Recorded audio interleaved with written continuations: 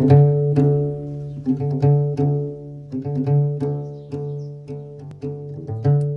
jour, il se promenait dans les jardins du roi, et près des jardins du roi, il demanda au portier l'autorisation d'entrer pour s'y reposer sous les arbres verdoyants.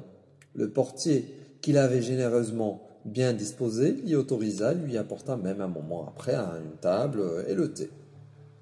Or, la fille du roi était montée sur la terrasse du palais et regardait vers le jardin.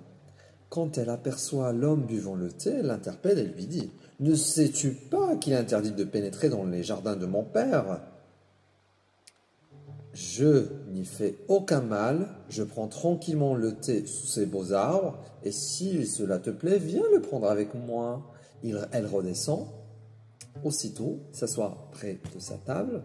L'homme lui verse le thé dans le verre enchanté. En buvant, elle signe de pièces d'or. « Oh, donne-moi ce verre, dit-elle, je le veux, je veux bien te le donner, mais laisse-moi d'abord te prendre toi-même. » Pour avoir le verre, la fille du roi consent à tout ce qu'il voulait, puis prend le verre, remonte dans son appartement. Quant à l'homme, n'ayant plus la source de ses richesses, il redevient enfourneur et chauffeur de four chez le rôtisseur de moutons. À quelque temps de là, la jeune fille s'aperçoit qu'elle était grosse. Ne voulant rien en dire à son père, elle fait seller son cheval, s'habille en homme et quitte le palais, emportant le verre enchanté. Elle marche longtemps au gré de son cheval. Enfin, elle arrive dans une grande ville qu'elle ne connaissait pas, achète un jardin et une maison dans le jardin, se procure des esclaves, tout cela grâce au verre, et y vit tranquillement. Son père, en revenant de promenade, ne l'ayant pas trouvé, eut un grand chagrin et se met à sa recherche.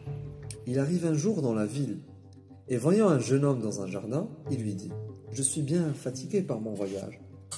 Permets-moi de me reposer dans ton jardin. » Là, la jeune fille, car c'était chez elle que son père s'était arrêté, le reconnaît aussitôt, mais ne se fait pas reconnaître. Elle donne des ordres pour que l'hôte de Dieu fût bien reçu. Puis, après qu'il eut pris un bain et qu'il se fût reposé, elle l'invite à prendre le thé avec elle et le lui sert dans le verre enchanté. Fin de la deuxième partie. Rendez-vous demain pour la suite.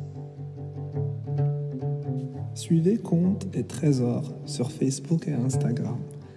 Notre page est contes au pluriel, .trésor au pluriel. Laissez-y vos commentaires et suggestions.